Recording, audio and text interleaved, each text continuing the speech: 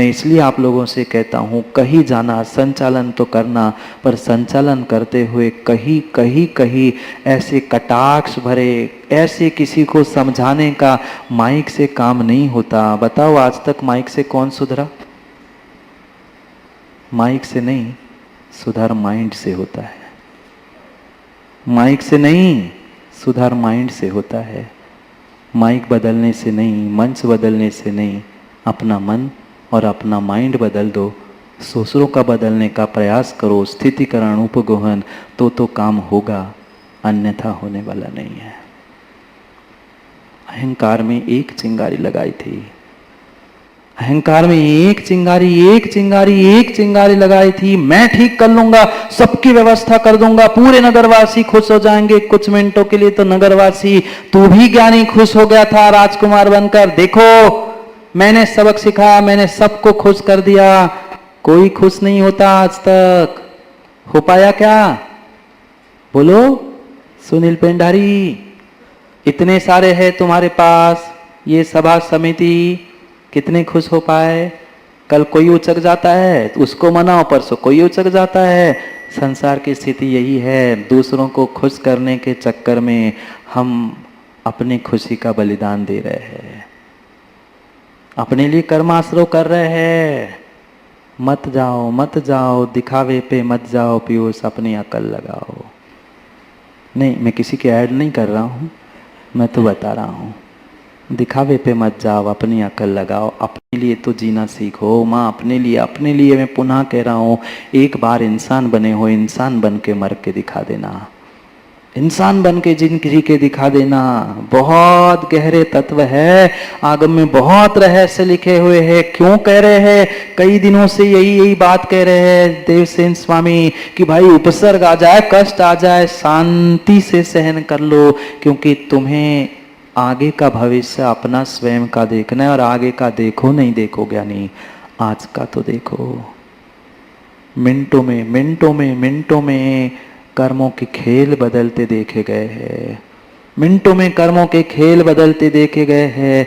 पूछना प्रणत सागर जी से, मिलना कभी उनसे। हमने पंकज भाई सत्य घटना देखी, मुझे तो पता नहीं था। एक मंदिर से हम बाहर निकले, जैसे ही मंदिर से बाहर निकले, एक 75-80 साल का एक दादा गेट पर खड़ा हुआ था और ऐसे हाथ कड़ा था, कोई भिखारी नहीं था, सीढ़ी पे मंदिर के, और ऐसे हाथ करके दिनेश गिगिया रहा था, भीख जैसा मांग रहा था, क्षमा करो महाराज, क्षमा करो महाराज, क्षमा करो महाराज। मुझे तो कुछ नहीं पता था। मैंने बाद में महाराज से पूछा कि महाराज जी ये ऐसा क्यों कर रहा है? लग तो भिखारी नहीं रहा, कपड़े, उसका चेहरा, हाव भाव से तो मतलब गरीब घर का तो कहीं से कहीं नहीं लग रहा, तो किस बात की क्षमा, किस बात की भीख मांग रहा है?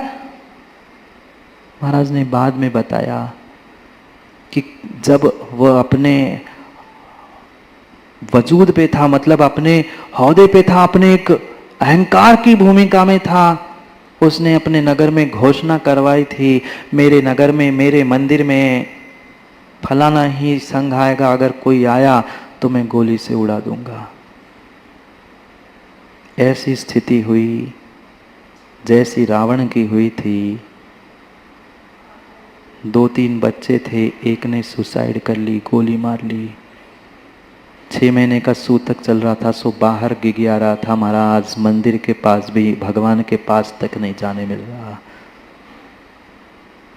बेटे चले गए और एक के तो जिसने सुसाइड किया उसकी पत्नी ने भी दूसरे मिनट में कर लिया। मात्र एक पोलियो से ग्रस्त नातिन बची है घर में। अब संभालो। अब याद आ रहा है मैंने बुराई की थी, मैंने रोका था, मैंने ऐसा किया था। मत करो ज्ञानी, कर्म किसी को नहीं छोड़ते। क्यों हम दूसरे के बारे में सोचे? माँ बच्चों के भी बारे में उतना ही सोचो, उतना ही करो जितना अपने लिए हम संभल कर सकते हैं। अतिराग भी राग ही करेगा। ठीक है, लेटिड भी, जिसको जैसा जो करना है करने दो। अति होता है, माँ बाप जब बच्चों को ठेकेदार बनकर समझाते हैं ना, नहीं मैं कह रहा हूं मैं बाप हूं तुम्हारा, मेरे हिसाब से चलो। नहीं, आप जब अपने हिसाब से चलते हुए यहाँ तक बड़े हुए हैं, फिर हम उन पर क्यों जाति करें। और पक्का मानना, जितने माँ बाप उन बच्चों की ज़िंदगी में ज़्यादा घुसते, ज़्यादा जाति करते, अपने हिसाब से चलाना चाहते हैं, वे बच्चों के माँ बाप बचते नहीं, और माँ बाप बच्चों के नहीं बचते, और बच्चे माँ बाप के नहीं बचते। हकीकत है, प्रैक्टिकल देख लेना, घरों घरों में झाँक कर, दूसरों के नहीं, अपने। नहीं तो दूसरों में झांकने लग जाए हम, क्या करें। वह जलता हुआ शेर वही तड़प तड़प पे मर गया। धुआं, अग्नि, गुफा में निकलने का स्थान ही नहीं था। जिसने आग लगाई थी मां, वो दूसरा कोई नहीं था। जो कपिल ब्राह्मण खेत में रुई के ढेर के अंदर मुनिराज को जला रहा था, वह गंगवाल जी दूसरा कोई दूसरा नहीं था। वह वही शेर था जिसको गुफा में उस गुरुदत्त ने जलाया था। बहुत घमंड, बहुत अहंकार था ना कि मैं राजकुमार, मैं शेर को, और मैं सबको ठीक कर दूं। मत कर ज्ञानी, मत कर ज्ञानी, मत कर। माँ पुनः पुनः हृदय द्रवित होता है। कहीं न कहीं जो चाहे कह दो, राग कह दो, चाहे वात्सल्य कह दो, जो चाहे कह दो, पर दया अंदर आती है कि मेरा धर्मात्मा मार्ग से च्युत ना हो पाए। इसलिए पुनः पुनः कह रहा हूं, मत करो कसाय। जो आया है स्वीकार करो, जो आया है स्वीकार करो। आज देवसेन स्वामी यही कह रहे हैं, गुरुदत्ते हिम। पहला ही शब्द मिला, गाथा लिखी आपके सामने 50 नंबर की। 50 नंबर की गाथा हमें पढ़नी है। कल अचेतन कृत उपसर्ग जो शिवभूति मुनिराज पर हुआ था, तिर्यंश कृत पर उपसर्ग जो उस सुकुमाल मुनि पर हुआ था, उनके बारे में कहा था। आज चेतन यानी मनुष्य कृत जो उपसर्ग हुए थे, उनके बारे में कह रहे हैं। देखने वाले तो यही कह रहे थे कि मुनिराज अगर आंख खोल के देखेंगे, पता चलेगा तो इसको दंड दिलाएंगे। पर काय का दंड? जिसको पता था कि जो मेरे साथ हो रहा है मेरे कर्मों का, मेरे करतूती का दंड है, वो दूसरे को दंड देने का प्रयास नहीं करता। वो ध्यान में बैठे बैठे चिंतन में इतने गहरे में चले गए कि उसी क्षण में वहां बैठे बैठे ही उनको केवल ज्ञान की प्राप्ति हो गई।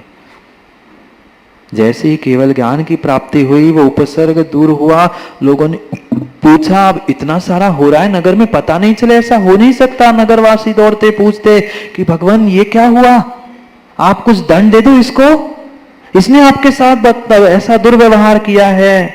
उसने कहा नहीं, दुर्व्यवहार उसने नहीं किया था। ये तो आज ब्राह्मण बनकर मेरे कर्ज को चुकाने आया था। और बहुत धन्यवाद मैं देता हूँ इस कर्ज उतारने वाले को। अगर ये इस पर्याय में, इस समय, इस स्थान पर नहीं आता, तो शायद मुझे ये केवल ज्ञान की प्राप्ति ना होती। ये उपसर्ग किया मैंने किया था, इसलिए उसने किया है। उसकी कोई गलती नहीं है, मेरी गलती है, मैंने स्वीकार किया। और शायद इसलिए आज इस केवल ज्ञान को मैंने प्राप्त किया। मैंने ये आगम में कथाएं लिखी है, पढ़ी होगी, सुनी भी होगी कई बार। पढ़ते हैं श्लोक, नहीं तो घड़ी का समय हो जाएगा। फिर पंकज भैया खड़े हो जाएंगे माइक लेकर सूचना देने के लिए। कितनी ही सूचना देना पंकज भाई, जिसका पुण्य होगा ना वो आएगा ही आएगा। और जिसके भाग्य में भी नहीं लिखा है, तुम 50 बार कह दो कि ये कर दो, वो कर दो, ऐसा कर दो, उसके नसीब में नहीं है सो है ही नहीं है। क्योंकि कर्म पूरब किए खोटे सहे क्यों नहीं जिए रहा। सोचता भी है, विचार भी करता है, निर्णय भी करता है, पक्का भी करता है, पर आइन टाइम पे कुछ ऐसा कारण बनता है कि पहुंच नहीं पाता है। चाहे तुम जिसकी सूचना दे देना, पर सूचना उन्हीं के लिए है जो सजग है, जागरूक है। जिनको सुनना ही नहीं है वे इधर से सुनते और इधर से निकाल देते हैं। ये तो पुण्य पाप का खेल है। जो भी हमारे साथ हो रहा है मैंने की हुई करतूती का ही फल है। संतोष भैया, जो ये श्रेष्ठ पद गुरु के मुख से आपको मिला है, पक्का मानना गुरु सेवा का ही शायद कुछ ऐसा प्रतिफल है कि आपको पूरे देश में, पूरे राष्ट्र में ऐसा ये विश्व स्तरीय कार्यक्रम में ऐसा श्रेष्ठ पद प्राप्त हुआ है। पर ये सोचकर हम ना बैठे कि हाँ उनकी तो सेटिंग थी। बहुत सारे कहते हैं ऐसे, वो तो सतीश भाई वो तो खास थे, हमारा कहाँ नंबर लगने वाला था। कहने वाले कुछ भी कहे, उनको पता है और स्वयं को पता है मेरा समर्पण, मेरा विश्वास, मेरे परिणाम परिणति क्या है। जो जैसा करेगा फल मिलेगा। बुरा किया है तो बुरा मिलेगा, अच्छा किया है तो अच्छा मिलेगा। पढ़ते हैं श्लोक। गुड्डा भैया सो रहे कि सुन रहे हैं? शेर जैसे नहीं बनना और गुरुदत्त जैसे भी राजकुमार जैसे नहीं बनना, तो गुरुदत्त मुनिराज जैसे बन जाना। पढ़ते हैं क्या कह रहे हैं। कुछ नहीं, मात्र चंद दृष्टांत देकर कह रहे हैं कि उनके जैसा उपसर्ग तुम भी सहन करो तो संलेखना, समाधि मरण आदि होना संभव है। नहीं तो फिर जैसे आज तक मरते आए हैं, नहीं मर रहे। रोज तो कई बार सुनाते तुम्हारे लिए मर रहा है, तुम्हारे लिए मर रहा है, तुम्हारे लिए मर रहा है। अब पूछ रहा हूं तो कोई नहीं कह रहा मर रहा है। मरी तो रहे हो रोज, हर क्षण आविची मरण चल रहा है, हर समय आविची मरण चल रहा है। मरना पक्का है, मरना पक्का है, मरना पक्का है। कम से कम मरने से पहले एक बार तो जी जाओ, एक बार तो जीना बन लो, एक बार तो जीना सीख लो, काम बन जाएगा। पढ़ते हैं। गुरुदत्त पंडवेहिम यगवर कुमारेहिम तहय अवरेहिम मानुष को सगो सहुओ महानुभावेहिम। गुरुदत्त पढ़ो एक एक शब्द। जब जब इन पुराण कथाओं को मैं कहता हूँ, सुनता हूँ, सुनाता हूँ, तब तब लगता है कितना धैर्य उन मुनिराजों के पास होता होगा। कम से कम हम उनके कुछ प्रतिशत तो ग्रहण कर ले। क्या उतना उपसर्ग कल भी पूछा था? क्या अग्नि परीक्षा? नहीं। क्या कोई रुई लपेट रहा है? नहीं। कम से कम जितने छोटे मोटे कष्ट आ रहे जीवन में, उसे सहन करो। तब सहन कर पाओगे जब स्वीकार करो कि मैंने गलती की थी, मैंने गलती की थी। गलती स्वीकार किए बिना सूर्यनगर ज्ञानी काम नहीं होगा, नहीं होगा। गुरुदत्त पंडवेहिम, पांडव, पांचों पांडव खड़े हो गए, पर दूसरा कोई उपसर्ग करने नहीं आया था। गजवरे कुमारे हिम, गज कुमार मुनिराज कौन थे? उन पर उपसर्ग किसने किया? कोई दूसरा नहीं था ज्ञानी, सग्गा ससुर। सग्गा ससुर पहुंचा था सिगड़ी लेके। पापी, मेरी बेटी के साथ शादी करके ये क्या कर रहा है? तुम्हें यही करना था तो मेरी बेटी के साथ शादी क्यों की? उससे अच्छा तो वो विधवा होती। तू क्या कर रहा है? किसको समझा रहा है? किस पर सिगड़ी रख रहा है? भूल गया। पर ऐसे घनघोर उपसर्ग आने पर ही तहय अवरेहिम, गुरुदत्त, पांडव, गजवर कुमार और भी महानुभावे, ऐसे एक नहीं, 1 घंटा मात्र नाम पढ़ता जाओ ना तो कम पड़ जाएंगे। इतने मुनिराजों पर उपसर्ग हुए हैं। अरे भूत की छोड़ो, वर्तमान में भी तो देखो। गाड़ी पीछे से आती है, आजकल गाड़ियाँ बची कहाँ हैं, यमराज के वाहन हो गए हैं, रोड तक क्रॉस नहीं कर पाते हैं, ले गए उड़ा के। ठीक है, उनकी गलती थी, पूर्व कर्म उनके थे, हो सकता है कथनचित वर्तमान की भी हो, पर जिम्मेदारी वो किसी की बनती है। कितनी जिम्मेदारी का पालन हम करते हैं हमें पता नहीं है। अपनी जिम्मेदारियों के लिए भी समझने की आवश्यकता है। हम जिम्मेदारियों को, अपने कर्तव्यों को तो करना नहीं चाहते, पर थोड़ा सा अधिकार में कहीं कम पड़ गए तो खड़े होते हैं माँ जाकर 50% पार्टनरशिप, 50-50 मेरी है। क्या करे, सबकी ज़िंदगी 50-50 संतोष भाई हो गई है। सभी प्रकार से समझदार समझ जाए, सब 50-50 में हो गया काम। ये सभी महानुभाव ते मनुष्यकता मनुष्य कऊ मनुष्यकृत उवसगो सहयो। इन्होंने ये मनुष्यकृत उपसर्गों को सहन किया था। आज ऐसे उपसर्ग करने वाले मनुष्य भी नहीं है, और आज ऐसे उपसर्ग हम आप पर हो भी नहीं रहे हैं। जो भी हो, जैसा भी हो, मेरा था, मैंने किया था। हम धन्यवाद देकर कहे कि चलो भाई, जो कुछ दिनों बाद मेरा ये कर्ज उतरने वाला था, चलो मेरी सूझबूझ में, मेरे अच्छे दिनों में, मेरे पुण्य के दिनों में ही ये उतर गया। पता नहीं बुढ़ापे में सहन कर पाता नहीं कर पाता, आज निकल गया। धन्यवाद, पुनः ना मिलना। क्योंकि बहुत सारे ऐसे होते ना, माँ आती थी धन्यवाद, मन में तो कहते फिर आना, पर मन में लगता भैया धोखे से भी मत आना। कर्मों से कह रहा हूँ, ऐसे उपसर्गों से कह रहा हूँ, स्वीकार करो, तुमने बुलाए थे, ठीक है, अब धन्यवाद, उतर गया।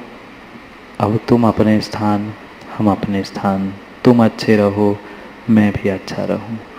समय हो गया अच्छा होने का, मतलब अच्छा करने का। क्या करूँ, समय किसी के लिए रुकता नहीं है, समय किसी के लिए नहीं रुकता। देखते देखते कभी इस इंद्र भुवन में शुरुआत की थी, अब पता नहीं कितने दिन और, फिर पर्यूषण के बाद तो कोई भरोसा नहीं समय पर। समय की बात के लिए पुनः समय पे मिलते, क्योंकि समय पे किया गया काम समय को दिलाता है। बोली भगवान महावीर स्वामी।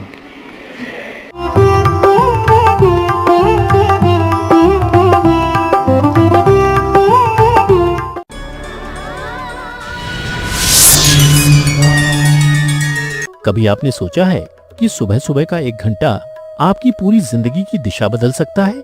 कभी महसूस किया है कि जब दुनिया सो रही होती है, उस वक्त की गई प्रार्थना सीधी आत्मा से जुड़ती है? सुबह की वो शांत बेला जब आपके और ईश्वर के बीच कोई दूरी नहीं होती। अब उसी प्रातः बेला में आप भी श्रवण कीजिए संत और साध्वियों के मुखारबिंद से खिरने वाली वो दिव्य ध्वनि जो देगी आपके जीवन को सकारात्मक दिशा। क्योंकि जब दिन की शुरुआत होती है धर्म से, तो मिलती है हर दिशा में समृद्धि और हर कार्य में सफलता। तो फिर हर सुबह प्रभात बेला में सुनिए उन संत और साध्वियों की मंगलवाणी जो आत्मा को छू जाए। धर्म ध्वनि हर दिन प्रातः 5 बजे से 6 बजे तक सिर्फ जिनवाणी चैनल पर। हर सुबह एक अवसर है अपने मन को शांत करने का और अपनी आत्मा को निर्मल बनाने का। क्योंकि जब प्रातःकाल तीर्थंकरों की प्रतिमा पर प्रवाहित होती है जलधार, तो जीवन में होता है पवित्रता का संचार। अब प्रतिदिन देखिए संपूर्ण भारतवर्ष के जिनालयों में विराजमान पूज्य तीर्थंकर भगवंतों की अभिषेक शांति धारा प्रतिदिन सुबह 6 बजे से सिर्फ जिनवाणी चैनल पर। अपने नगर में विराजमान मंदिरों की शांति धारा को जिनवाणी चैनल पर प्रसारित कराने के लिए 7500077777 नंबर पर संपर्क करें।